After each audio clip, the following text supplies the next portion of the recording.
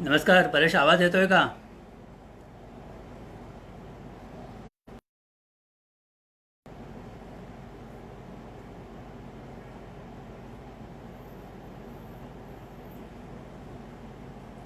आवाज येतोय का नीट परेश?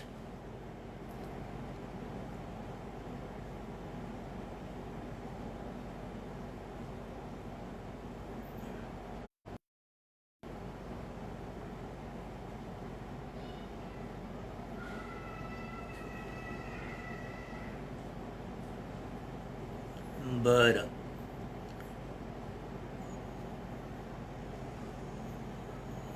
आणि काही फ्रेम आहे बरोबर?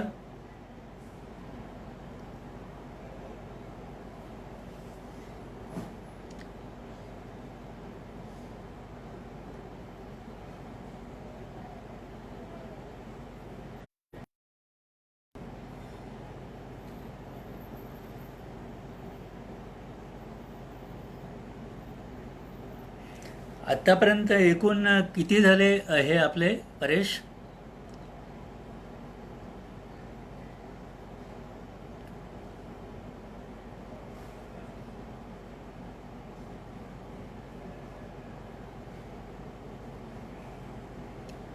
नमस्कार मेधाताई.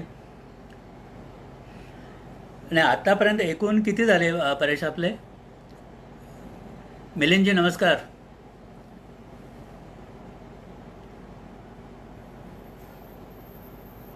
मेंबर नाही, कार्यक्रम किती झाले, म्हणजे एकूण आपले कार्यक्रम आतापर्यंत किती झाले साधारणपणे?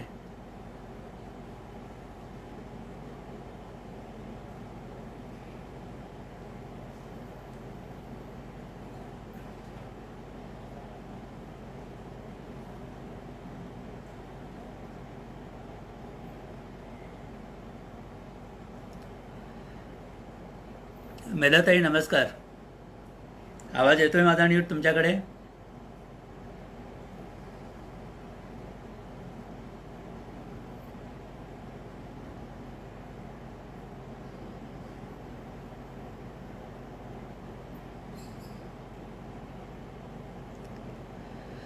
अच्छा, 2 आठवडे पूर्ण होतील म्हणजे तुला असं म्हणायचं का माझा 14वा नंबर आहे, 13 पूर्ण झाले. शनिवारपासून सुरुवात झाली होती तुझ्यापासून.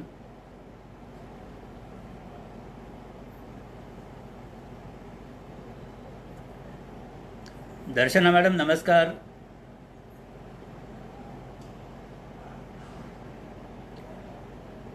एक 2 मिनिटात आपण सुरू करूया. 8 होत आहेत आता. विवेकजी नमस्कार. बरोबर बरोबर, हरकत नाही. आपण मला वाटतं सुरू करूया परेश.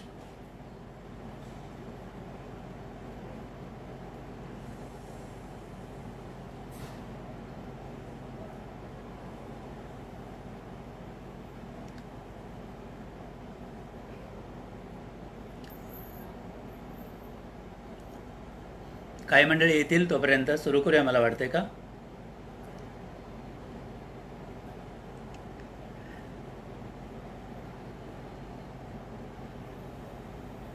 प्रफुल्लाजी नमस्कार.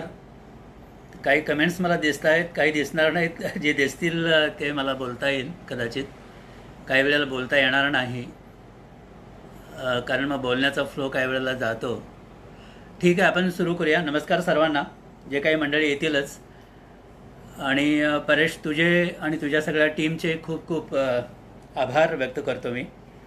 या निमित्तानं परत एकदा मला आपल्या सर्वांच्या समोर आणि खास करून आपल्या समाजातील म्हणजे माझ्या कुटुंबातील ही सगळी व्यक्ती मी मानतो, या सगळ्यांच्याकडे यायची मला संधी मिळालेली आहे. निलेशजी नमस्कार. आपण आलेला मला जाणवतं इथून. मालवणला एक अधिवेशन होतं दैवज्ञ समाज उन्नती परिषदेचं. खूप जुनी गोष्ट आहे. एक छान किस्सा आहे, तो मुद्दाम तुम्हाला आधी सांगतो, म्हणजे मग तुम्हाला कळेल की सुरुवात कशी होते, कार्यक्रमाची सुरुवात कशी झाली माझी. आणि त्या अधिवेशनाला मी गेलो होतो. 3 दिवसाचं अधिवेशन होतं मालवणला.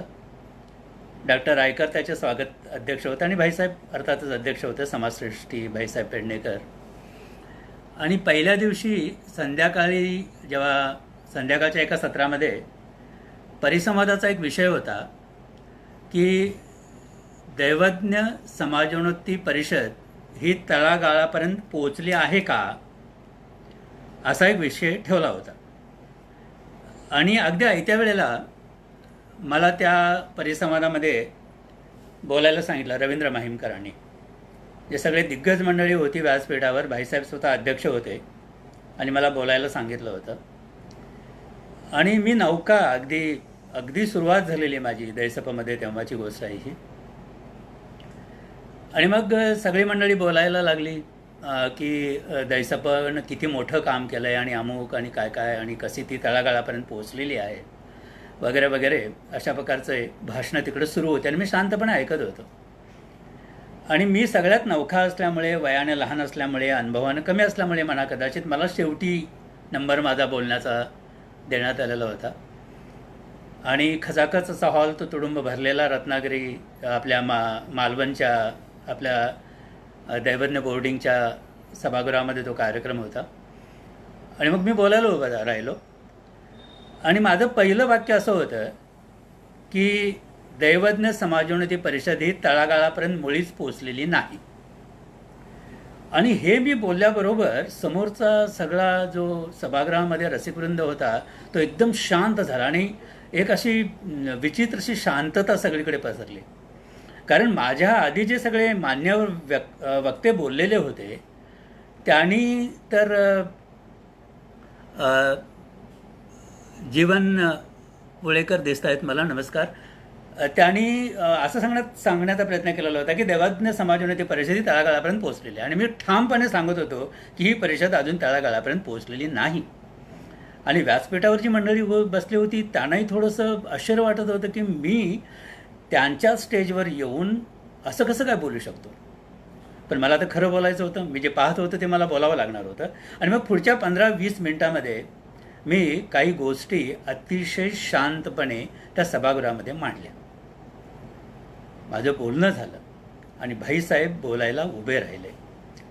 आणि तुम्हाला सांगतो, पुढच्या जवळजवळ 1.25 तासाच्या भाईसाहेबांच्या भाषणामध्ये भाईंनी माझी भर सभागृहामध्ये बिन पाण्यानं हजामत केली. म्हणजे हा कुठून आला, म्हणजे किती याचं वय आहे, याला देशाचं बद्दल काय माहिती आहे, आणि हे कुठून काय येतात, आमच्याच व्यासपीठावरून कसं काय बोलतात वगैरे वगैरे वगैरे. आणि मला मात्र त्यावेळेला मग वाटलं की काहीतरी माझ्याकडून गडबड झालेली खरी. कार्यक्रम संपला, मी सभागृहामध्ये खाली आलो आणि पुढच्या 10 मिनिटातच सगळं सभागृह माझ्या भोवती गोळा झाला आणि म्हणाले, क्या बात आहे सतीश. स्वतः भाई स्टेजवर असताना, दैसपाचे सगळे मान्यवर मंडळी स्टेजवर असताना त्यांच्याच व्यासपीठावरून तू खणखणीत सांगितलंस की समाजोन्नती परिषद तळागाळापर्यंत पोहोचली नाही, क्या बात आहे. पण मला मात्र तेव्हा खूप भीती वाटली होती. आणि म्हटलं की आता काय माझं खरं नाही, आता बॅग भरून मला परत जावं लागणार, अजून 2 दिवस अधिवेशनाचे बाकी आहेत. आणि मग मी माझ्या राहण्याची जिथे व्यवस्था केली होती तिथे परत आलो. आणि त्यावेळेला दैवज्ञ प्रकारचे संपादक आपल्याला माहिती असतील, राग रांगणेकर, ज्यांना आपण दादा म्हणायचो, रामचंद्र गंगाधर हे रांगणेकर दादा माझ्याकडे आले आणि म्हणाले, सतीश खूप छान बोललात तुम्ही. हे बोलणं खूप गरजेचं आहे. कारण फक्त उदो करून आम्ही किती ग्रेट आहोत, आपण किती चांगलं काम करतो हे आपणच आपली पाठ थोपटून जर घेतली तर पुढे आपली प्रगती होणार नाही. कोणीतरी काही खऱ्या गोष्टी सांगणे गरजेचं होतं आणि ते तुम्ही शांतपणाने छान उत्तम सांगितलं. तेव्हा माझे काका शशीभाऊ सोळंकरही माझ्याबरोबर तिकडे होते. माझा एक मित्र होता अरुण पाटील नावाचा, तोही माझ्याबरोबर होता. मग मी काकांना म्हणलं की आता इथं थोडंसं राहणं कठीण होऊन जाईल, कारण मी थोडासा रोष ओढून घेतला आहे सर्वांचा. काका म्हणाले, काही हरकत नाही, तू इथे नको राहू. मी म्हणलं, नाही, मी आज रात्रीच्या गाडीने निघू का. नाही म्हणाले, वेड्यास का तू, अधिवेशनाचे सगळे पैसे तू रितसर भरलेले आहेस, त्याची पावती तुझ्याकडे आहे, त्यामुळे 3 दिवस तुला इथं राहायलाच पाहिजे. आणि उद्या तर तुझं कविसंमेलन आहे, तू असं जाऊ नकोस.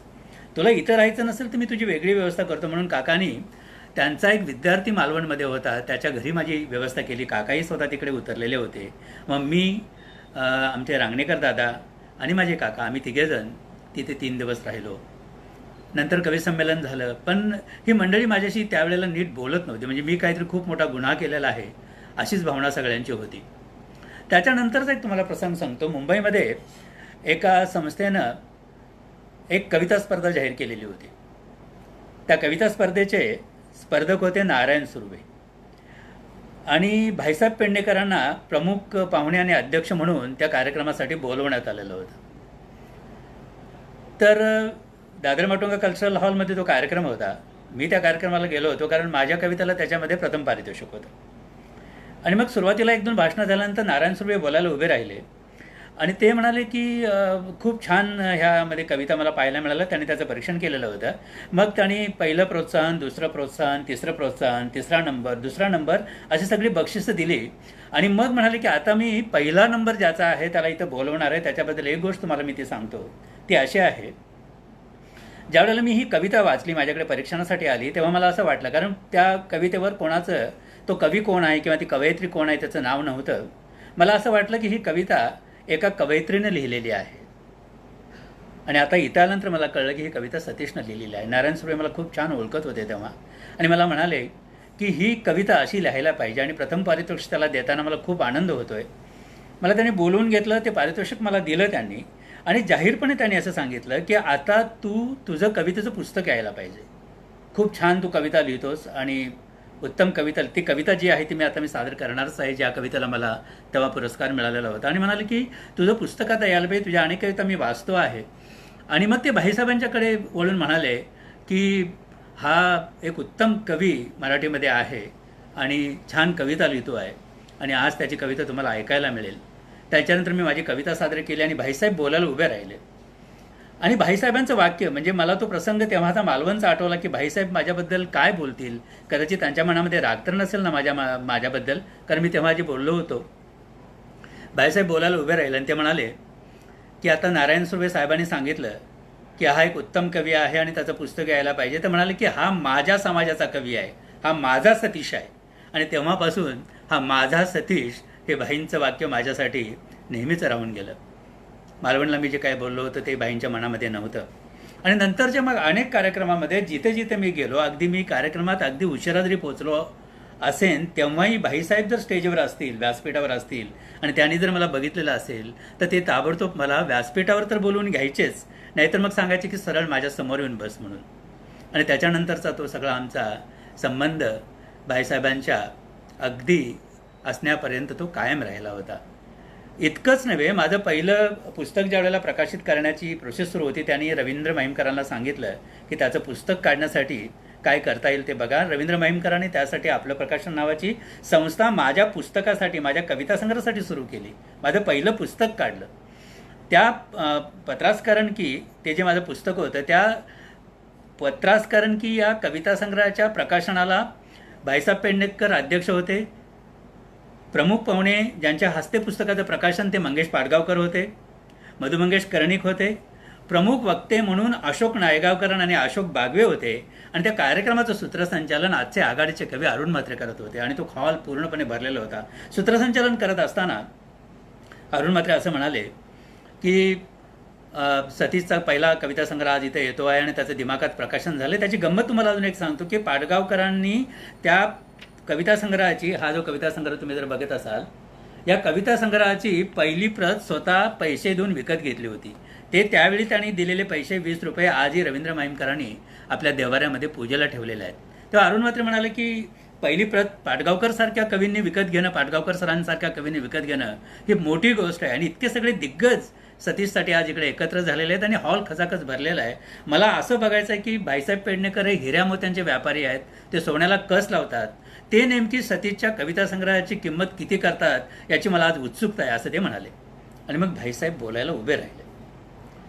भाईसाहेब म्हणाले की माझा सतीश या सगळ्या थोरा मोठ्यांच्या पंक्तीत येऊन बसला, हीच माझ्यासाठी अतिशय महत्त्वाची गोष्ट आहे. याची किंमत मी किती करू? मी खिशामध्ये कॅश घेऊन फिरत नाही, पण माझ्याकडे चेकबुक आहे. त्यातला एक चेक मी अरुण म्हात्रे साहेबांच्याकडे देतो. त्यांना हवी ती रक्कम त्याच्यावर त्यांनी टाकावी. ते जी रक्कम टाकतील ती रक्कम त्यांना अदा होईल याची गॅरंटी, याचा विश्वास मी तुम्हाला सर्वांच्या वतीने देतो, असं भाईसाहेब म्हणाले होते. आणि त्यांनी ती सभा जिंकली होती. सांगण्याचं कारण असं की हे मी सगळं बोलत असताना मी माझा मोठेपणा कुठे सांगत नाही तुम्हाला. परेशने जेव्हा मला फोन केला होता की अशा प्रकारचा एक आपण उपक्रम सादर करतो आहोत, तेव्हा जेव्हा मी त्याच्याशी बोललो होतो तेव्हाच हे ठरलं होतं की हा सेल्फ प्रोजेक्शनचा कार्यक्रम नाही आहे, स्वतःचा उदो करण्यासाठी हा कार्यक्रम आपण करत नाही आहोत. तर यातून आपल्याला काही चांगल्या गोष्टी समाजाकडे घेऊन जाता येणं शक्य आहे का? चांगल्या गोष्टी आपल्याला त्यातून काही आपल्यासाठी घेता येणं शक्य आहे का? आणि माझ्या पाठीमागून किंवा आपल्या पाठीमागून जी मंडळी पुढे वाटचाल करत आहेत त्यांच्यासाठी काही गोष्टी त्यातून मिळणार आहेत का? अशा प्रकारचा विषय आपण मांडणार आहोत असं मी ठरवलं होतं. आणि म्हणून आज बोलत असताना जरी मी माझ्याबद्दल काही गोष्टी तुम्हाला सांगत असलो तर कृपा करून ते माझं प्रोजेक्शन असं मानू नका, माझा मोठेपण असं मानू नका. ते बोलण्याच्या ओघात काही गोष्टी येतील, पण मी माझे कौतुक सांगण्यासाठी तुमच्यासमोर आज इथे नाही आहे. ती कविता तुम्हाला मी ऐकवतो आणि मग आपण पुढे जाऊया. पैलट करेन नावाची कविता होती. कारण ती जेव्हा नारायण सुर्वे म्हणले होते की जेव्हा मी पहिल्यांदा जी कविता वाचली तेव्हा मला वाटलं होतं की कुठल्या तरी बाईनं ही कविता लिहिली असली पाहिजे, कारण इतके उत्कट विचार पुरुष लिहिल असं मला वाटलं नव्हतं, असं नारायण सुर्वे म्हटले होते. ती कविता तुम्हाला सांगतो. या कवितेची अजून एक गोष्ट तुम्हाला सांगतो की परभणीला जेव्हा अखिल भारतीय मराठी साहित्य संमेलन होतं, नारायण सुर्वे साहेब त्या संमेलनाचे अध्यक्ष होते, संमेलन अध्यक्ष होते, तेव्हा त्यांनी जाहीर व्यासपीठावरून सांगितलं होतं. आणि तो जो कविकट्टा होता जिथं मी कवितांचे कार्यक्रम चालत होते तिथे जाऊन ही कविता त्यांनी स्वतः म्हटलेली आहे. ती कविता आज मी तुमच्यासमोर सादर करतो. पैलट करण नावाची ही कविता आहे. म्हणजे ही माझी पत्नी सत्यवती सोळांपूरकर ही ज्यावेळेला पहिल्यांदा दिवसात होते आणि तिला मी पाहत होतो एकेका महिन्यानं तिचं जे सगळं वाढणं आहे त्या अनुभवावर लिहिलेली ही कविता आहे.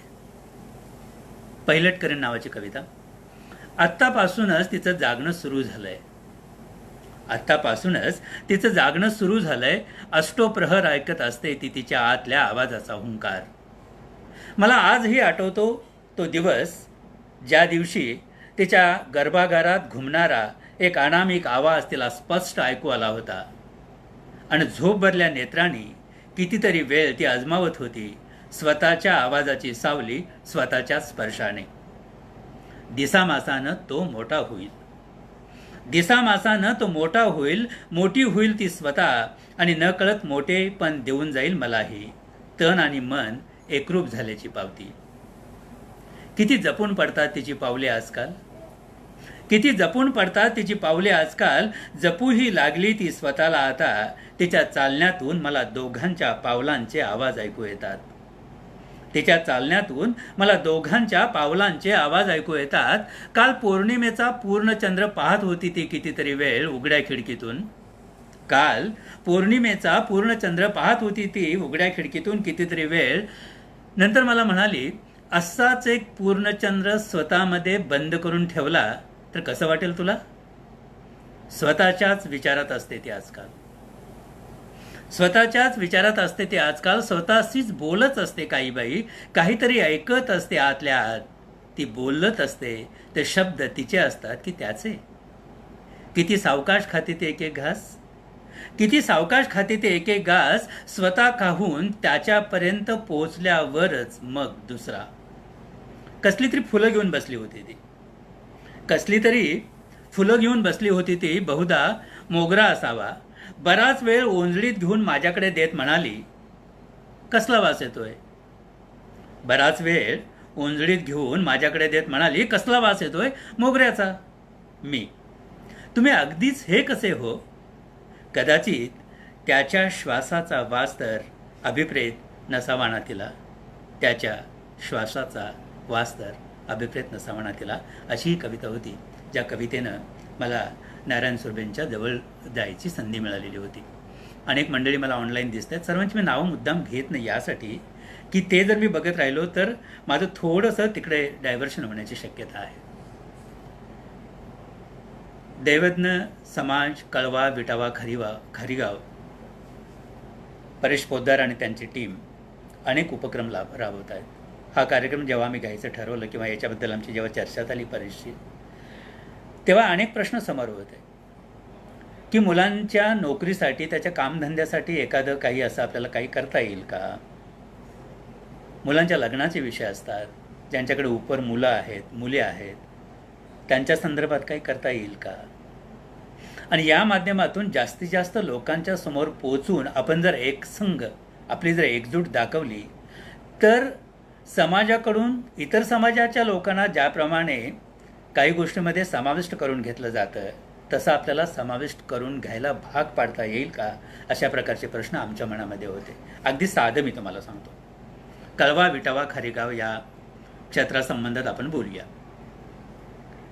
समजा कळव्यामध्ये एखादी योजना राबवायची आहे, राजकीय दृष्ट्या एखादी योजना किंवा सामाजिक एखादं काम कळव्यामध्ये होणार असेल, तर कळव्यामध्ये ज्या इतर सामाजिक संस्था आहेत त्यांना जसं तिकडं बोलवलं जातं चर्चा करण्यासाठी, की तुमचा विचार काय आहे, तुम्हाला काय वाटतं, तुमची काय अपेक्षा आहे, तुम्हाला नेमकं काय हवं आहे, तसं आपल्या समाजाला तिथं मानानं बोलवायला पाहिजे.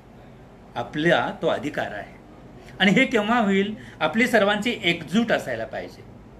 आता कसं झालंय तुम्हाला सांगतो, की एक गटा मतांचं सगळं राजकारण सगळीकडे, मला माफ करा मी थोडंसं याच्यावर स्पष्ट बोलतोय, जोपर्यंत समोरच्या व्यक्तीला हे समजत नाही की हा जर समाज आपल्याबरोबर आला नाही तर निवडणुकीमध्ये आपल्याला अडचण येऊ शकते, असं जर आपण जोपर्यंत दाखवून देत नाही तोपर्यंत कुठलाही राजकीय पक्ष आपल्याला किंमत देणार नाही.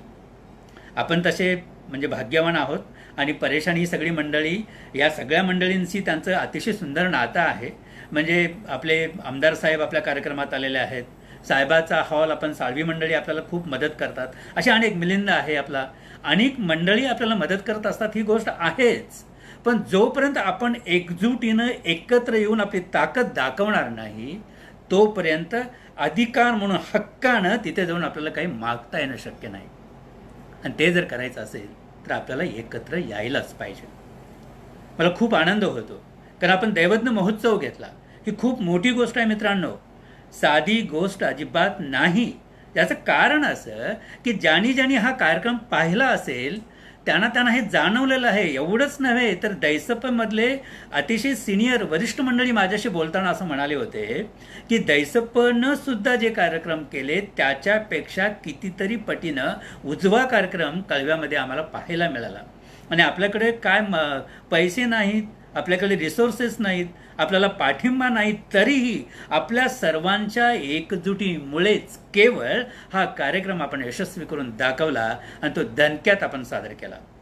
आपला अगदी साधा, मी तुम्हाला गंमत सांगतो की आपला बक्षीस वितरण समारंभाचा साधा कार्यक्रम असतो, पण तोही किती आनंदानं होतो. म्हणजे मला एक गमतीची गोष्ट तुम्हाला, म्हणजे तुम्ही अनेक मंडळी त्याला साक्षीदार सुद्धा असणार, परेशला आठवत असेल कदाचित, की आपण साहेबामध्ये तो कार्यक्रम घेत होतो. एका वर्षाने तुफान पाऊस होता आणि गडकरी साहेब दैसपचे तेव्हाचे अध्यक्ष प्रमुख पाहुणे म्हणून त्या कार्यक्रमाला होते. व्यासपीठावर दैसपचे अनेक मंडळी उपस्थित होती आणि एकदम लाईट्स गेले.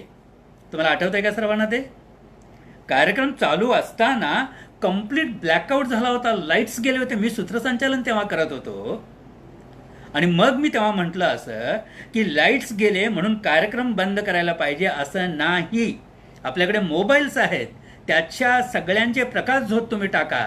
ते प्रकाश झोत आपण टाकले आणि तो कार्यक्रम इतका सुंदर झाला, म्हणजे सगळा कार्यक्रम आपण मोबाईलच्या लाईट्समध्ये तो घेतलेला होता. तो अप्रतिम कार्यक्रम. मला वाटत नाही असा कार्यक्रम आणि कुठे झाला असेल का, मला खरंच माहीत नाही, पण तो कार्यक्रम सगळ्यात चांगला झाला होता. आणि लक्षात ठेवा, याचं सगळं क्रेडिट तुम्हाला जातं. माईक नव्हते, लाईट्स नव्हते, माईकची गरजच नव्हती कारण मी बोलत होतो, माझा आवाज जातो मोठा, तुम्हाला माहिती आहे. पण लाईट्स तुमच्या त्या मोबाईलमधून येत होत्या. सांगतो एक घडलेली कथा आहे की एक सर्कस एका गावामध्ये आलेली होती आणि त्या सर्कसचा तो शेवटचा दिवस होता त्या गावामध्ये. आणि 2 दिवस अशी ॲडव्हर्टाइजमेंट करण्यात येत होते की हा शेवटचा दिवस असल्यामुळे आम्ही या कार्यक्रमामध्ये खास आपल्यासाठी वाघ, सिंह, अस्वल हे सगळे जंगली प्राणी आणि हरिण, ससा आणि हे सगळे जे पाळीव प्राणी आहेत त्यांना एकत्र कार्यक्रम आम्ही तुम्हाला दाखवणार आहोत. अर्थात ते शेवटचा दिवस आहे आणि त्यांना गर्दी असल्यामुळे त्यांनी ते तशी ॲडव्हर्टाईज केली होती. आणि या सर्कसच्या शेवटच्या कार्यक्रमासाठी म्हणून तुडुंब सगळी ती गर्दी अशी भरलेली होती. तो असा सर्कसचा तंबू सगळा असा भरलेला होता. सगळे कार्यक्रम चालू होते, पण प्रेक्षकांच्या मनामध्ये एकच होती की आपल्याला शेवटचा कार्यक्रम केव्हा एकदा सुरू होतो, कारण ते सगळे वाघ, सिंह असं येऊन त्याच्या कसरती त्यांना बघायच्या होत्या. आणि असं सांगण्यात आलेलं होतं की वाघ, सिंहांच्या बरोबर पाळीव प्राणी सुद्धा त्याच्यामध्ये येणार आहेत.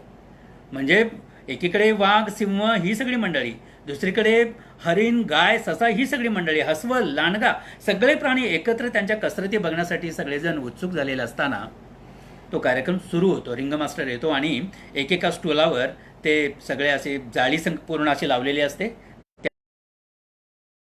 त्याला पूर्ण अशी लोखंडाची जाळी लावलेली, त्याच्यामध्ये तो रिंग मास्टर त्याच्या हातामध्ये चाबूक असतो आणि छोटी मोठी अशी सगळे स्टूल ठेवले असतात. एक एक पिंजरा आतमध्ये जातो. आधी वाघ येतो, त्या वाघाला एका पिंजऱ्यावर तो असा चाबकाच्या फटकारानं तिकडे बसायला सांगतो.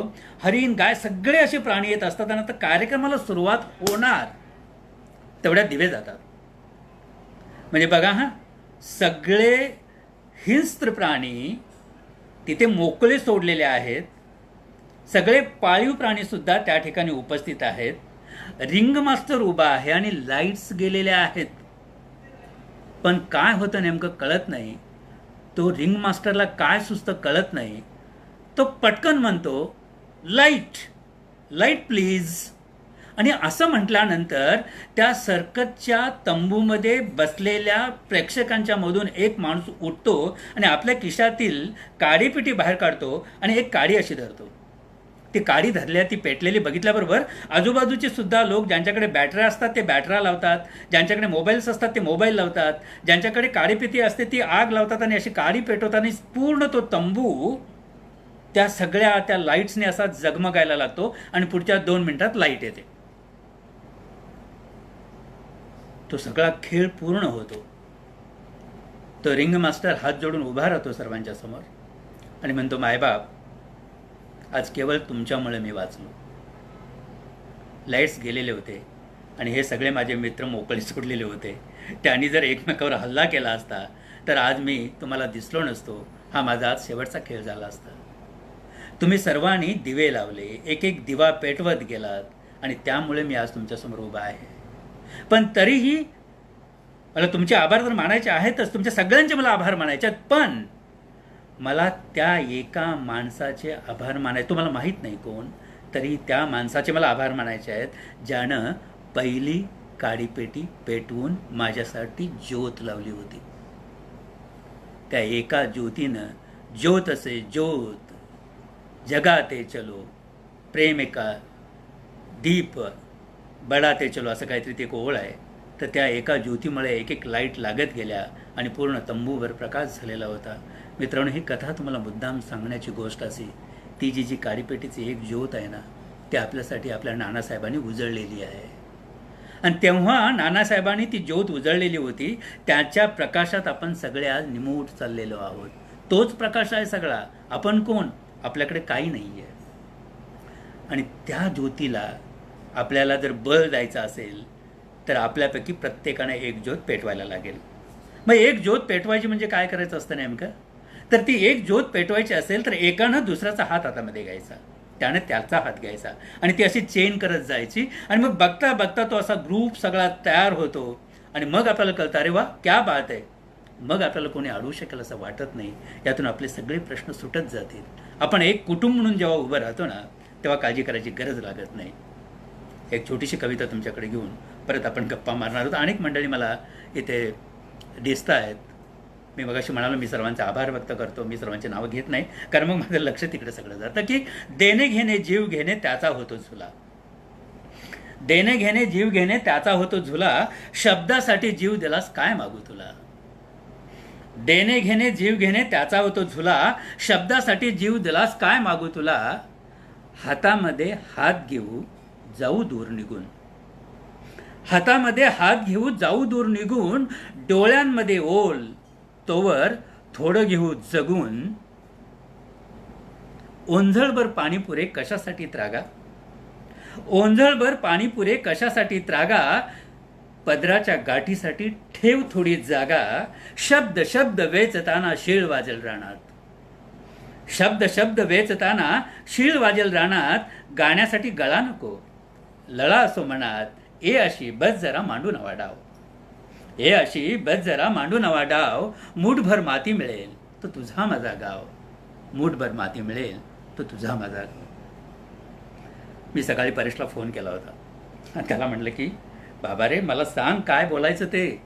तू माझा अध्यक्ष आहेस, तर तो म्हणाला मी तुमच्यापेक्षा खूप छोटा आहे. छोटा नाही, टीम लीडर आहे तो, आमचा कॅप्टन आहेस तू. आणि कॅप्टन हा नेहमी मोठा असतो आणि कॅप्टनच्या सूचना बाकीच्या खेळाडूंनी पाळायच्या असतात असं मला वाटतं. कॅप्टन ज्या नंबरवर बॅटिंगसाठी पाठवेल त्या बॅटिंगला जायला पाहिजे. त्याने मला सांगितलं शेवटच्या नंबरवर जा, 9व्या नंबरवर, काही प्रॉब्लेम नाही, मी जाऊन तिथं माझी बॅटिंग काय करते करेलच, पण त्याला असं मला सांगता नाही येणार की मला पहिल्या नंबरात पाठव म्हणून. तो कॅप्टन आहे आमचा. आणि तो मला म्हणाला की काका, हा जो ग्रुप आपण सुरू केला तो कशासाठी ते आपल्याला सांगायला पाहिजे. ते मी तुम्हाला तर सांगितलं. आणि म्हणून एकात एक मिळून आपण जर पुढे जायला लागलो तर पुढचे काही कार्यक्रम आपल्याला घेता येणं शक्य आहे असं मला वाटतं. मी माझी एक आठवण तुम्हाला सांगणार आहे की मी आता तुमच्यासमोर बोलायला उभा राहतो, बोलतो. अनेक ठिकाणी माझं तुम्ही निवेदन ऐकलेलं आहे. देवज्ञ महोत्सवामध्ये अगदी परेश मला अगदी शेवटच्या क्षणाला येऊन सुद्धा सांगतो की असं असं काका तुम्ही तिकडे मला पाहिजे म्हणून, आणि मग मी जातो. आणि अनेक वेळेला अगदी म्हणजे ऐत्या वेळेला, म्हणजे बऱ्याच वेळेला काय होतं माहिती आहे काय, कार्यक्रम ठरलेला असतो, निवेदक येणार असतो आणि काही कारणानं निवेदक येत नाही. असे अनेक कार्यक्रम झालेले आहेत बरं का. पोचत नाही, गाडी कुठेतरी अडकलेली असते, लेट होणार असतो, काहीतरी घरी अडचण येते, असं काय काय होतं आणि तो निवेदक पोचत नाही. तर त्या वेळेला ऐत्या वेळेला मला सांगण्यात आलेलं आहे की आता तुम्ही जाऊन ते कार्यक्रम करा म्हणून. मी केलेलं आहे ते. मला त्याची आता काही भीती वाटत नाही, तर ती सवयीचा परिणाम आहे. फारसं त्याच्यामध्ये काही नाही. त्यातल्या काही टिप्स मी तुम्हाला देणार आहे की निवेदन करताना काय करायला पाहिजे म्हणून, ते मी तुम्हाला सांगणार आहेच. पण माझं पहिलं भाषण मी तुम्हाला आता सांगतो. गमतीचा किस्सा आहे, तुम्हाला तो सांगणं मला खूप महत्त्वाचं वाटतं की मी सोळांपूर नावाच्या एका छोट्याशा गावातून आलो. अतिशय छोटंसं गाव, म्हणजे इतकं छोटं की मी 10वी असेपर्यंत त्या गावात मुळी विजेचे दिवे पण आलेले नव्हते. इतकं छोटंसं गाव होतं असं. आणि प्रसिद्ध गाव होतं तेव्हाचं ते. प्रसिद्ध गाव म्हणजे कसं, दर आठवड्याला आमच्या सोळांपूर गावाचं नाव वर्तमानपत्रामध्ये अगदी पहिल्या पानावर येत असे. आता कसं म्हणून विचारू नका, ऐकायचं तुम्हाला. सोळांपूर गावामध्ये गावठी दारूचे फुगे पकडले. सोळांपूर गावामध्ये 2 गटांमध्ये हाणामारी, 4घांची डोकी फुटली. सोळांपूर गावामध्ये दरोडेखोर पकडले, त्यामध्ये सोळांपूरचे 4. असं इतकं प्रसिद्ध गावातून मी आलेलो आहे. तर त्या गावातली शाळा मात्र फार सुंदर होती, अप्रतिम शाळा होती. माझे सगळे शिक्षक सुंदर, ज्यांच्यामुळे मला कवितेची गोडी लागली. त्या शाळेतला किस्सा मी तुम्हाला सांगतो. आमच्या शाळेमध्ये महिन्याच्या शेवटच्या शुक्रवारी बालसभा घेतली जात असे. आणि बालसभा म्हणजे कसं की विद्यार्थ्यांनी भाषणं करायची, विद्यार्थ्यांच्यातलाच एक अध्यक्ष निवडायचा आणि त्यानं शेवटी भाषण करायचं, असं ते गमती जमतीचा कार्यक्रम असायचा. आणि आम्ही सगळे, म्हणजे मी तेव्हा माझ्या आईला कधी तुम्ही विचारा, मी खोड्या करण्यामध्ये नंबर 1चा होतो. मी अभ्यासात हुशार असल्यामुळे माझी ती थोडीशी जमेची बाजू होती, पण खोड्याही तसाच माझा चालायचं शाळेमध्ये. तर आम्ही सगळे मुलं काय करायचो माहिती आहे ना, की ज्याला बोलायला येत नाही ना, जो अडखळतो, ज्याला बोलायला येत नाही, ज्याला बोलायची भीती आहे ना, असं नाव जाऊन मुद्दाम तिकडे म्हणायचं की आज अमुक अमुक परेश पोद्दार यांनी अध्यक्ष व्हावं अशी मी तुम्हाला विनंती करतो. मग पटकन माझा एक मित्र उठायचा आणि म्हणायचं की माझं याला अनुमोदन आहे. आणि मग परेश पोद्दारची जी तिकडे गडबड होते, त्याची जी धांदल आणि तो कसा घाबरतो आणि काय काय होतं ना, ते खाली बसून आम्ही आनंद घ्यायचो. एका शुक्रवारी काय झालं, विष्णू परीट नावाच्या एका माझ्या जवळच्या मित्रानं पटकन उठला आणि म्हणाला, आजच्या या सभेचे अध्यक्षपद सतीश सोळांपूरकर साहेबांनी स्वीकारावं असे मी त्यांना विनंती करतो. मी 4थीत होतो तेव्हा. झालं, पटकन अजूनही कुठलाने म्हणालं की माझा याला पूर्ण अनुमोदन आहे आणि मला नेऊन बसवलं तिकडे अध्यक्षाच्या खुर्चीमध्ये. एक तर माझी उंची म्हणजे अशी 1.5 फूट कार्यक्रम माझा. टेबलवरून फक्त मुंडकं दिसत होतं, बाजूला सगळे शिक्षक बसलेले, मला मध्ये बसवलेलं आणि माझ्या अंगाला असं असं कापड सुटलेलं, डोक्यावर अशी टोपी घातलेली पांढरी, मला ते आठवते सगळं. आणि सगळ्यांनी भाषणं केली. आता शेवटी अध्यक्षांचं भाषण. मी बोलायला उभं राहिलो, मला बोलायला अध्यक्ष महाराज असं काहीतरी म्हणलो आणि 1.5 मिनिटं अतिशय आनंदानं रडण्याचा कार्यक्रम केला आणि खाली बसलो. शाळा सुटली. मी रडत घराकडे, माझ्या पोरावर माझे सगळे मित्र टिंगल करत माझ्याबरोबर माझ्या घराकडे. आईनं मला बघितलं. आई म्हणाली, काय झालं, रडतोस का, पडलास का, कुणी मारलं का काय. तेवढ्यात पोरं माझ्याबरोबर सगळा घोळका पोचलेला घरी. आई म्हणाली, काय रे, काय झालं, आता रडण्याचा कार्यक्रम काय सुरू आहे. ती पोरं म्हणाली, काकी हा रडण्याचा कार्यक्रम इथला नाही आहे, त्याने शाळेत पण केला रडण्याचा कार्यक्रम. आई म्हणाली म्हणजे काय, काय झालं, त्याला उत्तर आलं नाही का कुठलं, काय झालं काय. तसं नाही का की आमच्याकडे बालसभा असते. बरं, मग मग हा अध्यक्ष होता आजचा. बरं, याला एक सुद्धा शब्द बोलता नाही आला म्हणाले. आई म्हणाली काय, बोलला नाही आहे काहीच नाही. मग मला असं सांगा म्हणाले, कोणी सुरू केला आहे कार्यक्रम, बालसभेचा हा जो कार्यक्रम आहे तो कोणी सुरू केला आहे. ते बास पाटील सर, आपले गुरुजी, आपले बास पाटील नावाचे, बापू सखाराम पाटील म्हणजे बास पाटील, त्यांनी सुरू केलेलं आहे. हो का, बरं बरं बरं, आता तुम्ही जा, उद्या शनिवार सकाळची शाळा आहे ना, जा अभ्यास करा, मग उद्या याला मी शाळेत पाठवते. असं म्हणून त्या मित्रांना माझ्या सगळ्यांना पाठवलं. त्यांच्या हातावर गोळाचा केक खडा पण दिला आईने, आणि माझ्या बाबांना बोलवून घेतलं. आली म्हणाली की ते बास पाटील आहेत ना, त्यांना माझा निरोप सांगा, ताबडतोब मी बोलवलं आहे असा निरोप सांगा. बाबा गेले. गाव छोटंसं असल्यामुळे सगळेजण एकमेकांना ओळखत होते. आईला तर सगळं गाव अख्खं ओळखत होतं. ते बास पाटील गुरुजी आले तेव्हाही मी असाच रडत उभा, असा कोपऱ्यात रडत उभा होतो. आमचे गुरुजी बास पाटील आले आतमध्ये आणि म्हणाले, अरे अजूनही रडतोस का, काय तुला एक शब्दसुद्धा बोलता नाही आला. आईनं ते ऐकलं आणि आई काय म्हणाली असेल मित्रांनो. आई म्हणाली, गुरुजी तुम्हाला लाज वाटत नाही. असं म्हटल्याबरोबर ते गुरुजी एकदम असे शांत झाले. काय झालं काकी म्हणाले, काय झालं, मला उलट मला विचारताय. हा बोलला नाही त्याचा तुम्हाला आनंद होतो, लाज नाही वाटत तुम्हाला. कशासाठी कार्यक्रम चालू केला आहे शाळेमध्ये. आईचा असा पारा चढलेला मी पाहत होतो.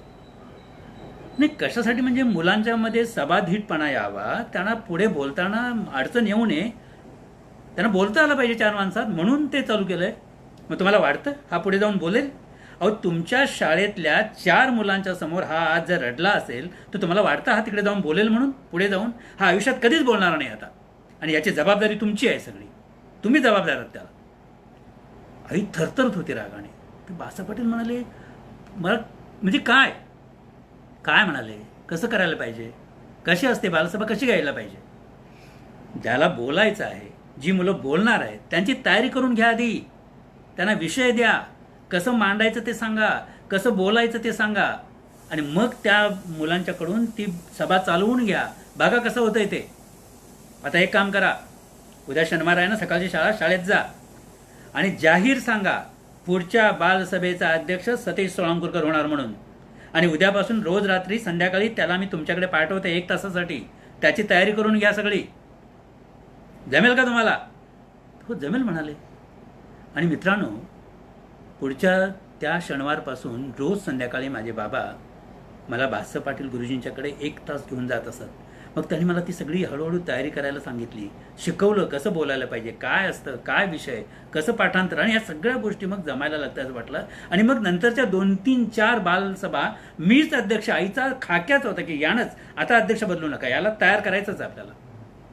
आणि मग मी बोलायला सुरुवात केली. ते मला समजायला लागलं काय बोलायचं असतं, कसं, आणि ते भीती निघून गेली मग नंतर. आणि मग मित्रांनो, एक गंमत तुम्हाला सांगतो. त्याच्यानंतर म्हणजे जेव्हा मी 5वी 6वी 7वी 8वी 9वी 10वीपर्यंत, अगदी 10वी काय कॉलेजपर्यंत, म्हणजे जेव्हा कुठे वक्तृत्व स्पर्धा असायच्या, शाळा पातळी, तालुका पातळी, जिल्हा पातळी, राज्य पातळीवर सुद्धा जेव्हा कुठे वक्तृत्व स्पर्धा असायच्या, तेव्हा आजूबाजूच्या शाळेतले शिक्षक आपल्या विद्यार्थ्यांना काय सांगायचे, सोळांकूरचा सतीश सोळांकूरकर भाग घेणार आहे का ते आधी बघा. तो जर भाग घेणार असेल तर पहिला नंबर विसरून जा, तुम्ही दुसऱ्या आणि तिसऱ्या नंबरसाठीच प्रयत्न करा, कारण जीव गेला तरी तो तुम्हाला पहिला नंबर घेऊ देणार नाही. असं इतर शाळेतले शिक्षक त्या मुलांना सांगत असत. आणि मित्रांनो, ती गोष्ट ही खरी होती. त्याच्यानंतर मी कोणाला पहिला नंबर कधीच घेऊ दिला नाही, कधीच नाही. आणि मग तीच कळायला लागले की कसं बोलायचं असतं, काय असतं आणि काय गंमत असते. आणि मग ती मजा माझ्या सगळ्या आहे. मी तुम्हाला साध्या 2-3 गोष्टी सांगतो की स्टेजवर जाण्याचे काही मापदंड असतात. अर्थात जे माझ्या गुरुनी मला सांगितले, त्यावेळी सांगितले, इथे जे सांगितले, त्यातल्या काही गमती जमती तुम्हाला सांगतो. खूप छान, तुम्हीच तुमच्यापैकी परेश स्वतः खूप छान बोलतो, अनेक मंडळी, बरेचसे मिसेस म्हणजे माझी सुनबाई खूप छान बोलते. हे बोलण्याचं कसं असतं, काय असतं ते तुम्हाला सांगतो. की सर्वसाधारणपणे असा एक नियम आहे की पहिल्या 7 सेकंदामध्ये 7 सेकंद 7 नॉट 67 म्हणजे बघा हा नियम काय. पहिल्या 7 सेकंदामध्ये 7 सेकंड्स, फर्स्ट 7 सेकंड्स तुमचा स्टेजवरचा वावर म्हणजे तुमचं स्टेजवरचं येणं आहे ना, त्याला गुण असतात. तुमची स्टेजवरची एंट्री कशी आहे, पहिल्या 7 सेकंदामध्ये बसलेले सगळे जी मंडळी आहेत, प्रेक्षक जे आहेत, जे तुम्हाला ऐकायला आलेले आहेत, ते रजिस्टर करतात आणि ठरवतात की याला ऐकायचं आहे की नाही. म्हणजे पहिले 7 सेकंद खूप महत्त्वाचे. याच्यामध्ये तुमचा ड्रेस कोड आहे, तुम्ही काय ड्रेस कोड करणार आहात, तुम्हाला छान काय दिसतं, तुम्हाला काय घालायचं आहे, आणि ज्या पद्धतीने तुम्ही माईककडे येणार आहात, त्या पोडियमकडे येणार आहात, त्याला 7 सेकंड्स दिलेले असतात. तुम्ही जेव्हा माईकच्या समोर येऊन उभे राहता आणि पहिला शब्द बोलता, हॅलो नमस्कार मी सतीश सोळंकरकर, याला 30 सेकंड्स आहेत. 30 सेकंड्स आहेत. या 30 सेकंड्समध्ये जे तुम्ही बोलणार आहात, 30 सेकंद, हाफ मिनिट, लक्षात ठेवा, नॉट मोर दॅन दॅट. या 30 सेकंदामध्ये तुम्ही जे बोलणार आहात त्याच्यावर तुम्हाला ऐकणारे ठरवतात की याला पूर्ण ऐकायचं आहे की नाही. आणि ह्या 2 गोष्टी जर साध्य झाल्या आणि तुम्ही बोलायला सुरुवात केली, तर नंतरची जी 2 मिनिटं असतात, जी विषयवस्तू तुम्हाला मांडायची असते, जे तुम्हाला निवेदन करायचं असतं, जे किस्से सांगायचे असतात, ज्या गमती जमती करायच्या असतात, ह्या 2 मिनिटामध्ये तुम्हाला करता आले पाहिजेत. आणि मग ही पहिले 7 सेकंड्स, नंतरचे 30 सेकंड्स आणि नंतरची 2 मिनिटं, असं 2 मिनिटं 37 सेकंड्स जर तुम्ही रसिकांना आपलंसं करून घेऊ शकलात, तर पुढे तासभर तुम्ही म्हणाल त्या तालावर रसिक असे आनंदाने डोलत असतात आणि तुम्हाला वाटेल तसा धुमाकूळ घालता येतो स्टेजवर. ह्या साध्या गोष्टी लक्षात ठेवा. स्टेजवर जाताना फार असं काहीतरी असं नटून थटून आणि असं अजिबात गरज नाही. जे आपलं रेग्युलर आहे तसं जायला काही हरकत नाही. मस्त उच्चार खणखणीत पाहिजेत. अजून एक गंमत असते, मी तुम्हाला सांगतो की आपण पोडियम जवळ जातो ना, माईक असतो, तिकडे माईक असतो, बरोबर आहे ना. तर वक्त्याचं काम काय असतं माहिती आहे ना, की माझ्या आधी अनेक वक्ते बोललेले असतात ना. माझ्या आधी समजा परेश बोललेला आहे, लीना बोलले, कोण कोण बोललेले आहेत समजा, अनेक वक्त्यांनी. आता माझा नंबर येणार आहे. माझा नंबर येण्यापूर्वी मी जेव्हा तिथे बसलेलो असतो वक्ता म्हणून, तेव्हा मी काय करायचं असतं, मी हे बघायचं असतं की कोणता वक्ता पोडियमच्या माईकजवळ जाऊन बोलताना त्याचा आवाज नीट जातोय आणि कोणाचा नीट जात नाही. म्हणजे त्या माईक आणि बोलणाऱ्याचं जे तोंड आहे, त्याचं जे मधलं अंतर आहे, ते आपण समजून घ्यायचं असतं. म्हणजे किती अंतरावर माईक असताना आवाज चांगला जातो हे आपण इथे स्टेजवर बसल्यानंतर आपल्याला कळतं. झाले असतील तर आपण तो अंदाज बांधू शकतो. आणि मग आपल्याला कळतं की आपला आणि माईकचा तो जो अंतर आहे, आपला आणि माईकचं जे अंतर आहे ते नेमकं किती असायला पाहिजे. आता तुम्ही म्हणाल की तुमचाच पहिला नंबर असेल तर मग काय करायचं. पहिले 7 जर समजे वक्ते तुमच्या आधी बोलणार असतील तर तुम्हाला कळेल, इट्स ओके, नो प्रॉब्लेम. तुमचाच पहिला नंबर, तुम्हालाच ओपनिंगला जायचं आहे, मग काय करायचं तेव्हा, काही प्रॉब्लेम नाही. तो आपला नेहमीचा फॉर्म्युला, 7 सेकंड्स शांतपणे उठून, मीच आता पहिला आणि शेवटचा वक्ता आहे अशा थाटात मस्त आनंदाने जायचं. अगदी पहिल्यांदा बोलत असला तरीही, अजिबात पाठीमागचा बोलण्याचा अनुभव नसला तरीही शांतपणे तिकडे जायचं.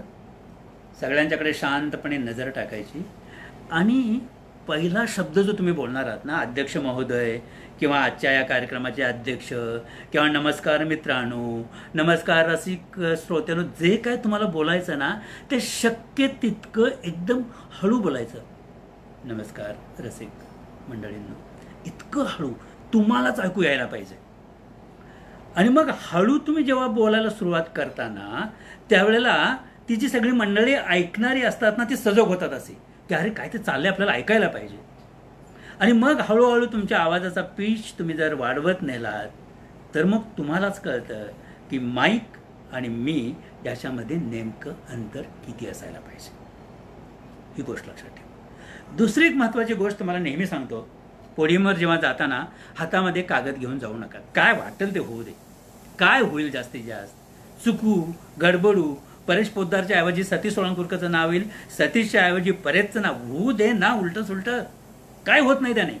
किती वेळ होईल, किती वेळा होणार हे? 1 वेळा, 2 वेळा, 3 वेळा. त्याच्यानंतर होत नाही. त्याच्यानंतर तुम्हाला कागदच घ्यावा लागत नाही हातामध्ये.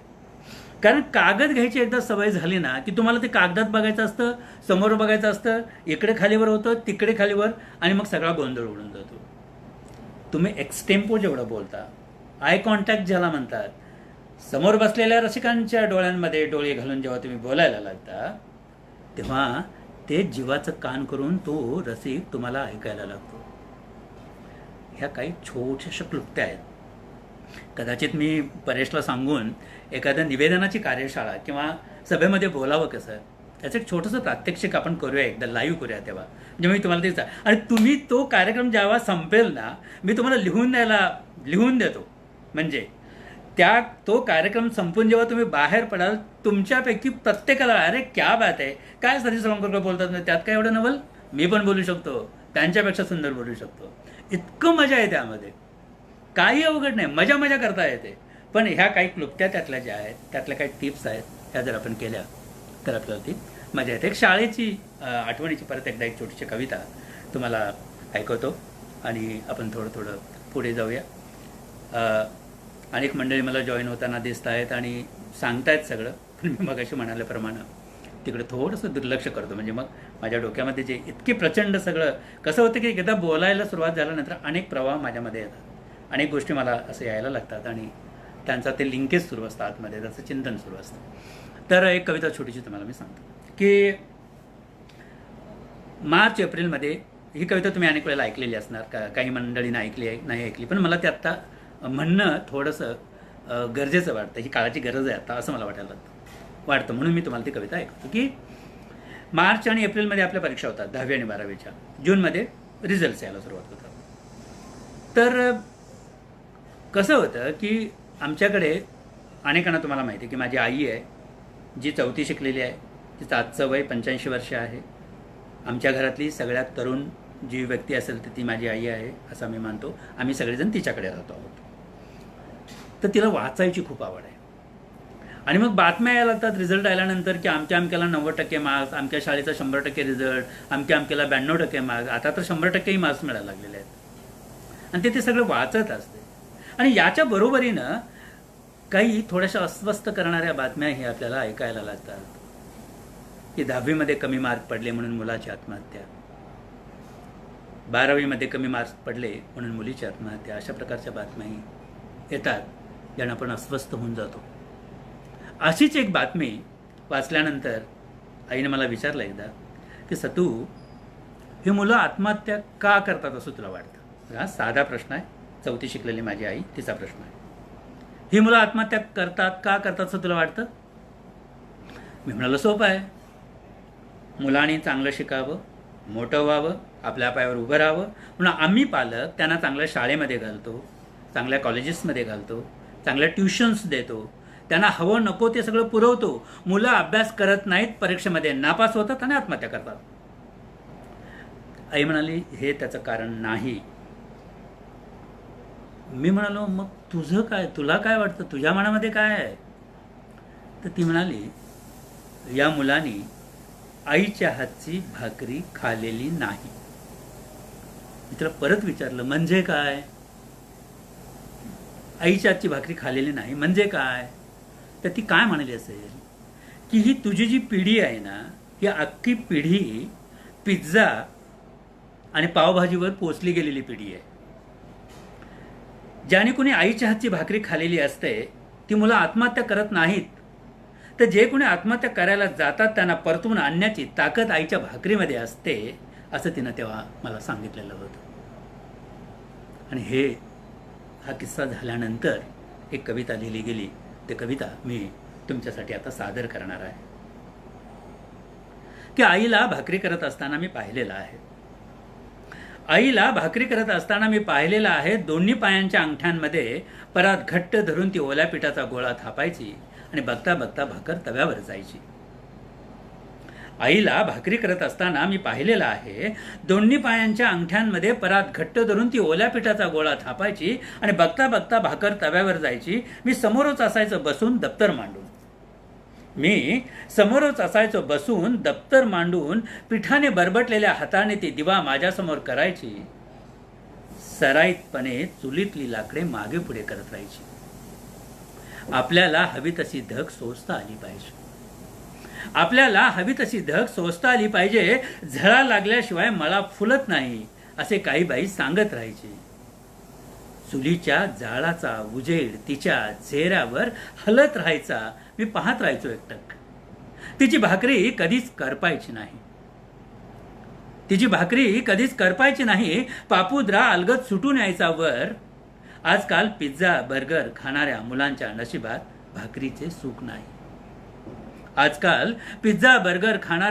नशिबात भाकरीचे सुख नाही. कधी कधी वाटतं कसं काय निभावेल यांना. जाळ कमी जास्त करून काही करपून न देणं. आयुष्याच्या चढ उतारावरून भाकरीच्या पापुद्र्यासारखं अलगद मोकळं होत जाणं. आईला भाकरी करत असताना मी पाहिलेलं आहे. आणि माझ्यासाठी ती एकमेव अशी महत्वाची गोष्ट आहे. मित्रांनो, मी कविता लिहितो. मला अनेक मंडळी भेटतात, विचारतात की कविता लेखनाचा छंद तुम्हाला कसा लागला. साधा प्रश्न. तर मला थोडंसं वाईट वाटतं त्या प्रश्नाचं. त्याचं कारण असं की मी कवितेकडे छंद म्हणून बघत नाही. कविता छंद नाही माझा. कविता माझं आयुष्य आहे, श्वास आहे माझा. आणि म्हणून मी कवितेकडे बघताना माझा श्वास म्हणून बघतो, छंद नव्हे. छंद म्हणजे पोस्टाची तिकीटं जमवणं हा छंद होऊ शकतो. काडेपिट्या जमवणं हा छंद होऊ शकतो. सिगरेटची पाकिटं जमवणं छंद. नाणी जमवणं छंद. अमुक छंद. छंद हा शिकता येतो, शिकून करता येतो. कविता तशी असत नाही. कविता हे तुमच्या पूर्वजन्मीच्या कुठल्या तरी संचिताचं देणं म्हणून तुमच्याकडे आलेली असते. आणि म्हणून तिचा हात आपल्याला हातात घेताना काही पथ्य पाळावी लागतात. ते मी आजवर पाळत आलो. आणि म्हणून कविता लिहिताना या सगळ्या गोष्टी देणे घेणे. आता म्हणजे ह्या कवितेच्या संदर्भात मी लिहिताना असं एके ठिकाणी लिहिलं होतं की या कवितेचा असा नादगा लागला कैवार घेतला तिने माझा. या कवितेचा असा नादगा लागला कैवार घेतला तिने माझा. काही उणे दुने पडू नाही दिले, सारे काही केले आनंदाने. आता देणे घेणे फक्त कवितेसी. नको कोणासीही जवळीक असं मी लिहिलेलं. आणि ते खरं आहे मित्रांनो. अशी ज्यावेळेला आपली भावना होते त्यावेळेला कविता आपल्याकडे येताना आपल्याला दिसते. ती दिसायला हवी. पण ती एका दिवसाची गोष्ट नाही आहे. आपल्या समाजामध्ये अनेक मंडळी लिहित आहेत, कविता लिहितात, कथा लिहितात. मला त्यांना एकच सांगायचं आहे की दैवज्ञ समाजोन्नती परिषद किंवा कळवा, विटावा, खारीगाव दैवज्ञ आमची संस्था, या संस्थेमध्ये आपली एखादी कविता, तिला काहीतरी पारितोषिक मिळालं किंवा आपल्या एखाद्या मासिकामध्ये आपली कविता छापून आली तर ही तिसरी नाही. हे आपलं एक छोटंसं डबकं झालं. इथं कोणी छापेल आपली कविता.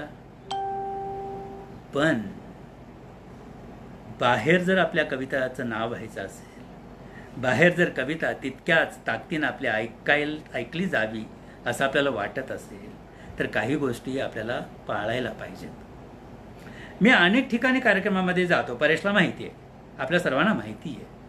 मी किती म्हणजे कवितेनं मला काय दिलं असेल तर जे कवी मी शाळेमध्ये शिकलो, म्हणजे पाडगावकर सर, सुर्वे सर, शंकर वैद्य सर, ग्रेसांशी तर माझा अतिशय जवळचा संबंध होता. शांताबाई शेळके मॅडम बागवे सर, ही अशोक नायगावकर सर, ही सगळी मंडळी, त्यांच्याशी माझा घरोबा झाला. मी त्यांच्या कुटुंबाचा भाग झालो. आर्य सतीश म्हणून मला जवळ घेऊन बसत असत. त्यांच्या बरोबरीनं कविता म्हणण्याची मला संधी मिळत गेली. हे का झालं असेल?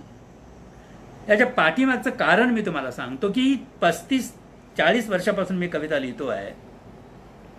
तर तेव्हा हे सगळे जेव्हा कार्यक्रम व्हायचे, तेव्हा त्या कार्यक्रमाच्या ठिकाणी जाऊन तिकडे खुर्च्या लावणे, तिकडे बॅनर लावणे, टेबल लावणे आणि पाठीमागच्या खुर्चीत बसून शांतपणे ते जे काय कविता वाचन चाललेलं आहे ते शांतपणे ऐकत राहणे, नवीन नवीन कवितांची पुस्तकं वाचत राहणे, आपल्याला तसं लिहिता येईल का याचा प्रयत्न करत राहणे, आपल्यामध्येच आपली सुधारणा कशी होते हे पाहत राहणे, अशा अनेक गोष्टी केलेल्या आहेत मित्रांनो. आता मला साहित्य संमेलनाचं, अखिल भारतीय साहित्य संमेलनाचं मला निमंत्रण येतं.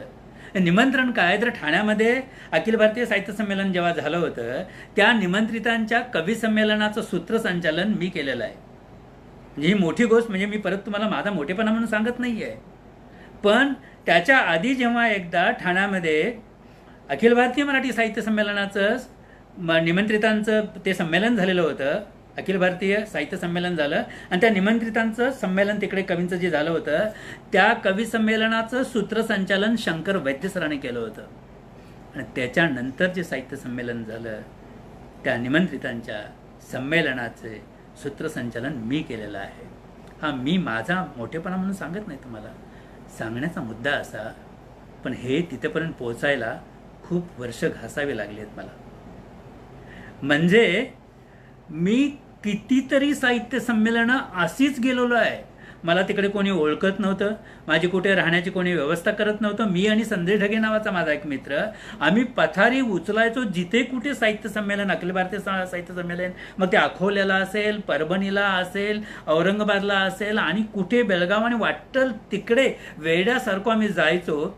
कुठल्या तरी पुस्तक स्टॉलवर तिथे पथारी पसरायचो, त्यांना विनंती का आज रात्र आम्हाला इकडे झोपू द्या म्हणून त्या पुस्तक स्टॉलवर तिकडे झोपायचो. आनंद काय तर ही सगळी दिग्गज मंडळी समोर बघायला मिळतात, त्यांना ऐकायला मिळेल, त्यांच्याशी 2 शब्द बोलायला मिळेल, ह्या एकाच आशेसाठी असे असंख्य संमेलनं मी आणि संजय ढगे आम्ही तिकडे गेलेलो आहोत. आम्हाला कोणी तेव्हा विचारत सुद्धा नव्हतं, खाण्यापिण्याचं काय कोण बघत नव्हतं, आम्हीच आपलं काहीतरी. बरं पैसे असायचे नाहीत तेव्हा, पैसे नव्हतेच तेव्हा, ते त्यातूनच काहीतरी जमा करून आम्ही तिकडे पळून जात असो. पण त्याचा नंतर फायदा काय झाला? आज अखिल भारतीय संमेलनामध्ये निमंत्रणं येतात, आपण निमंत्रित कवी म्हणून तिकडे जाऊ शकतो. पण मित्रांनो, हे एका रात्रीत नाही झालेलं आहे. यश जे आहे ना, यश कुठल्याही क्षेत्रातलं यश जर असेल ते एका रात्रीत कधीच नाही मिळत. त्याच्या पायऱ्या आहेत, पहिली, दुसरी, तिसरी, जसं शाळेच्या पायऱ्या असतात ना, तशा त्या शाळेच्या पायऱ्याप्रमाणे आपल्याला एक एक पायरी असं असं असं असं चढत जायला पाहिजे. त्या वर्गातला अभ्यास करायला पाहिजे, पास व्हायला पाहिजे, त्याची परीक्षा द्यायला पाहिजे आणि मग 9वी होते, मग 10वी होते, मग 12वी होते, मग ग्रॅज्युएशन होते. जन्माला आल्याला कोणी ग्रॅज्युएट होणार नाही ना. तर आपल्या समाजामध्ये जी मंडळी लिहिणारी आहेत त्या सगळ्यांच्याबद्दल मला माझ्या मनामध्ये आदर आहे. त्यांना मला एवढंच सांगायचं आहे की बाहेर तुमच्या आजूबाजूला जे कार्यक्रम होते, मित्रांनो, माझी 8 पुस्तकं प्रकाशित झाली आणि ती 8ही पुस्तकं अशा ठिकाणी अशी प्रकाशित झाली की तुडुंब हॉल भरलेले, बसायला काय उभं राहायला पण जागा असत नाही. पण ही सगळी मंडळी कोण असतात? ही इतर कुठून आलेली मंडळी असतात, कुठून मंडळी येतात. पण आपल्या समाजातला एक रवी मायमकर किंवा आणि 1-2 संध्या भाडकर किंवा तरी अशी 1-2 मंडळी जर सोडली तर तिकडे कोणी दिसत नाही आपल्या समाजातलं फारसं. एकाच दुसरं कोणीतरी दिसत असेल. कुठे असता तेव्हा तुम्ही सगळी मंडळी? तुम्ही लिहिता ना, तुम्हाला कवी व्हायचं आहे ना, तुम्हाला कथाकार म्हणून तुमचं नाव द्यायचं आहे ना, तुमचं पुस्तक यावं असं तुम्हाला वाटतं ना, तुम्हाला बाहेरकडून एखादा चांगला पुरस्कार मिळावा असं तुम्हाला वाटतं ना, तर तुम्ही का नाही तिथे त्या कार्यक्रमात ऐकायला येत? काय बोलतात मोठी मंडळी, कशी कविता सादर केली जाते, कुठल्या विषयाच्या कविता तिकडे सादर केल्या जातात, की आपण आयुष्यभर हेच करत बसायचं आहे की दैवज्ञ समाजोन्नती परिषद एक कविता स्पर्धा घेते, त्याच्यामध्ये मला 3रं पारितोषिक मिळालं, बस आनंदीकडे. असं नाही आहे ना. मग तिकडेच बसा. पुढे जर जायचं असेल तर हे जे आहे ना, हा कठडा आपल्याला त्याच्यातून उडी मारायलाच लागेल. आणि उडी मारल्यानंतर खरचटणार, तुटणार, मोडणार, सगळं काय व्हायचं ते होऊ दे ना, होऊ दे. काय झालं हो तर? आणि हे सगळं व्हावं, तुम्ही बाहेर पडावं. तुमच्यातून, तुमच्या आतमध्ये असलेला जो कलाकार आहे तो बाहेर पडावा. म्हणून मला वाटतं परेशनं ही साईट, हा जो उपक्रम चालू केला आहे, त्याच्या पाठीमागचं हे कारण आहे. बाहेर पडायला पाहिजे तुमच्या आतला. आता इतके सगळे जवळजवळ 13-14 कार्यक्रम आपण बघितले. काही कार्यक्रम मला काही वेळ बघता आले नाहीत, कारण बऱ्याच ठिकाणी लाईव्ह कार्यक्रम सध्या सुरू आहेत. अनेक ठिकाणी माझे कार्यक्रम पण चालू आहेत. काही ठिकाणी बघता आलं, मी थोडा वेळ येतो जातो, पण मी नंतर त्याचे व्हिडिओ बघतो, मला ते पाहायला मिळतात. तसं परेशकडून मी व्यवस्था करून घेतलेली आहे. मी बघत नाही असं नाही. ही सगळी दिग्गज मंडळी आपल्याकडे येतात, त्यांच्यातून आपण काय शिकलो. तर मला जाता जाता तुम्हाला एक विनंती करायची आहे.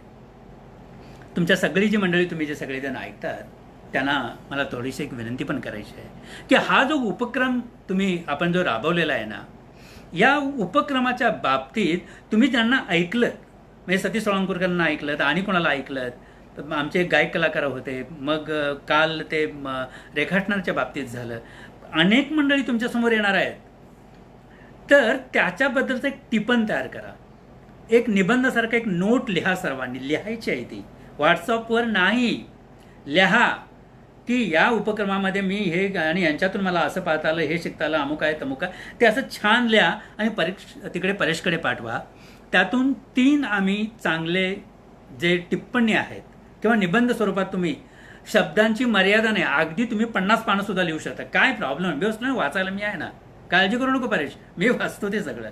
तर हे सगळं एकत्र जर आपल्याकडे आलं तर आपल्याला कळेल की काय. आणि त्यातले जे 3 पहिले येतील ना, त्यांना आपण आपल्या दैवज्ञ महोत्सवामध्ये छान त्यांचा सत्कार करूयात आणि आपण पारितोषिक आपल्याला देता येईल. पण हे लिहा, तुमच्या आतून ते येऊ दे सगळं जे काय आहे ते. तुम्ही काय पाहतात, काय लिहितात, हे सगळं आपल्याला करायला पाहिजे. मित्रांनो, एका विचित्र परिस्थितीमध्ये आपण सगळेजण सापडलेलो आहोत. करोना आहे, रोग आहे, तो आजार आहे, जाईल न जाईल. आता तर म्हणतात की त्याच्या बरोबरीच आपल्याला जगायचं आहे. ठीक आहे ना, आपल्याला कसली भीती. आपण तर अग्नीचे पुजारी. बंकनळीनं आपण जे म्हणजे माझे आजोबा मला सांगायचे की बंकनळीनं ते असे आपण सोन्यावर जेव्हा ते फुंकर घालतो, तेव्हा आपल्याकडे असे महान कलाकार होते की झाड काढणं ज्याला म्हणतात, ते नळीतून सोनं असं आतमध्ये ओळून घेऊन आतमध्ये इथे ठेवून त्याचा असा बारीक रवा करत असत. तुम्ही आता इमॅजिन करू शकता काय. हे सांगायचा मुद्दा असा की आपण अग्नीचे पुजारी आहोत, आपला संबंध डायरेक्ट अग्नीबरोबर आहे. मग असे रोग आणि हे इकडे काय फारसा आपण ते फार विचार करण्यासारखी गोष्ट नाही. एकमेकांची काळजी घ्या, सर्वांनी शांतपणे राहायचं आहे. परत एकदा आपल्या सगळ्यांचे आभार मानत असताना एक छोटीशी कविता, कवी आहे मुळातला, त्यामुळे एक छोटीशी कविता तुमच्यासमोर ठेवून मी समारोप करणार आहे ह्या कार्यक्रमाचा. ती कविता मुद्दाम परत एकदा सांगण्यापाठीमाचं कारणही मला तुम्हाला सांगू द्या. मगाशी मी म्हणालो की आपल्याकडचे जे प्रश्न आहेत ते मुलामुलींच्या नोकऱ्यांचा तर आहेच, तसंच वधूवरांचा तर आहेच, पण त्याहीपेक्षा अजून एक प्रश्न आपल्याच समाजात असं नाही तर पूर्ण समाजामध्ये आत्ता डोकं वर काढायला लागलाय, आणि तो प्रश्न म्हणजे वृद्धाश्रमाचा. आता म्हातारे आई वडील कोणालाही नकोसे होत आहेत. लग्न ठरण्याच्या आधीच अशा केसेस मी पाहिलेल्या आहेत की मुलगी विचारते, घरी जर आई बाबा असतील तर मी राहणार नाही, आपल्याला वेगळं राहायला पाहिजे, तुझा वेगळा फ्लॅट आहे का. हे इतर समाजामध्ये मी पाहिलेलं आहे मित्रांनो, म्हणून तुम्हाला मी सांगतो. मी तुम्हाला घटना सांगतो. माझा एक मित्र आहे, 2 भाऊ ते. एक माझ्याकडे BRCमध्ये काम करतो, त्याची आई माझ्या आईसारखीच, फार छान स्वभाव एकदम. कधी गेलो तर जेवल्याशिवाय सोडणार नाही, विचारणार, चौकशी करणार. आणि कितीही मी जाळा झालो, म्हणजे किती वाळला आहेस तू, खात की ना, आई खायला गेलात ना तिकडे, माझ्याकडे जेवायला, असं सांगणार आहे त्याची आई.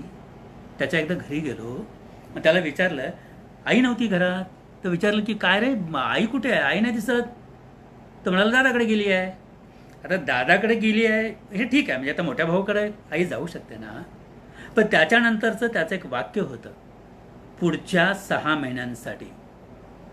ते वाक्य मला फार लागलं. त्याचा अर्थ काय झाला की 6 महिने माझ्याकडे आणि 6 महिने दादाकडे. आणि हे माझ्या डोक्यात इतकं मॅड झालो मी ते सगळं ऐकून, हे काय. आणि मग काही दिवसानंतर एक कविता लिहिली, एकटा नावाची. मित्रांनो, जगातला सगळ्यात श्रीमंत माणूस मी आहे असं तेव्हा मला वाटलं होतं, कारण मला कोणी भाऊ नाही, म्हणजे आईची वाटणी करण्याचा प्रश्नच येत नाही. एकटा नावाची कविता लिहिली, ती तुमच्याकडे ठेवणार आहे आणि मग आपण या कार्यक्रमाचा समारोप करणार आहोत. परत एकदा आपल्या सर्वांचं मनपूर्वक मी आभार व्यक्त करतो. तुम्ही माझ्यासाठी वेळ दिलात, शांतपणे ऐकलात. मी माझा मोठेपणा सांगण्यासाठी काही केलं नाही. यदा कदाचित तसं जर तुम्हाला वाटलं असेल तर मला माफ करा. मला तसं सांगण्याचा उद्देश नव्हता, माझा मोठेपणा सांगण्याचा उद्देश नव्हता. बोलण्याच्या ओघात काय तर झालं असेल तर मी तुमची सर्वांची माफी मागतो. आणि एक छोटी कविता तुमच्याकडे ठेवून आपण थांबणार आहोत. इथून पुढचे जे सगळे उपक्रम येणार आहेत त्यालाही सर्वांनी आपण चांगला प्रतिसाद द्यावा अशी मी तुम्हाला विनंतीही करतो. एकटा नावाची कविता, छोटी कविता. एक आई सोडली तर तसे आमच्याकडे वडिलोपार्जित असे काही नाही. एक आई सोडली तर तसे आमच्याकडे वडिलोपार्जित असे काही नाही, आणि भावंडामध्ये मी एकटाच.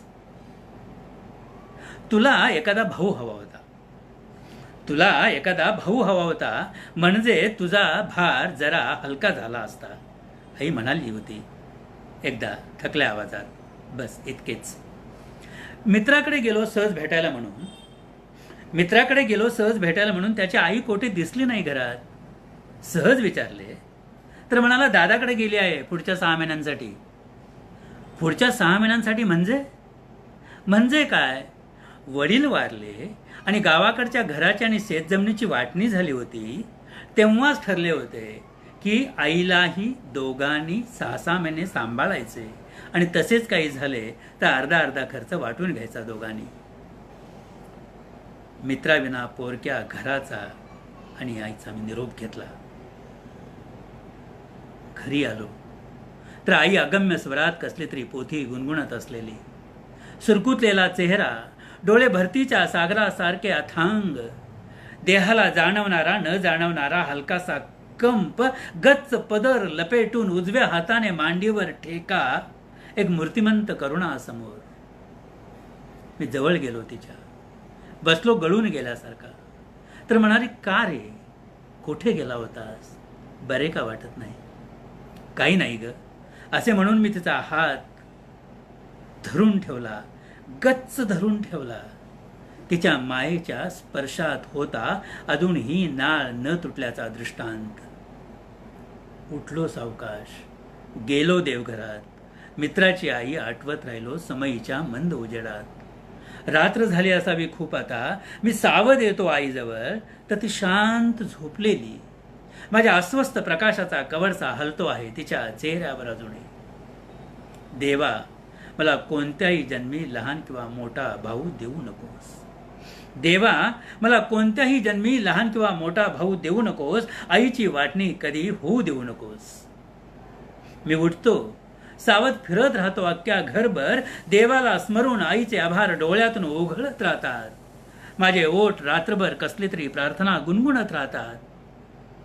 एक आई सोडली तर तसे आमच्याकडे वडिलोपार्जित असे काही नाही. एक आई सोडली तर तसे आमच्याकडे वडिलोपार्जित असे काही नाही, आणि भावंडामध्ये मी एकटाच. नमस्कार मित्रांनो, संधी मिळाली तर परत भेटूया.